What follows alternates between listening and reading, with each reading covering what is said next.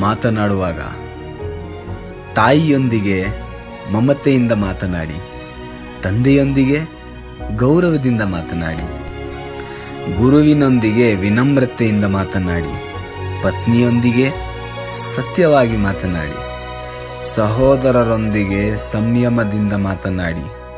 ಸಹೋದರಿಯೊಂದಿಗೆ ಪ್ರೀತಿಯಿಂದ ಮಾತನಾಡಿ, ಮಕ್ಕಳೊಂದಿಗೆ ಉತ್ಸಾಹದಿಂದ ಮಾತನಾಡಿ, ಸಂಬಂಧಿಕರೊಂದಿಗೆ ಪರಾನುಭೂತಿಯಿಂದ ಮಾತನಾಡಿ, ಸ್ನೇಹಿತರೊಂದಿಗೆ ಮುಕ್ತವಾಗಿ ಮಾತನಾಡಿ, ಅಧಿಕಾರಿಗಳೊಂದಿಗೆ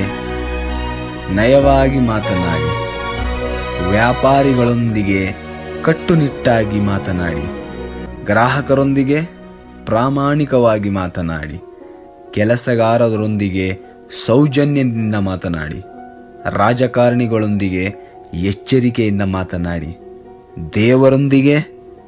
ಮೌನವಾಗಿ ಮಾತನಾಡಿ.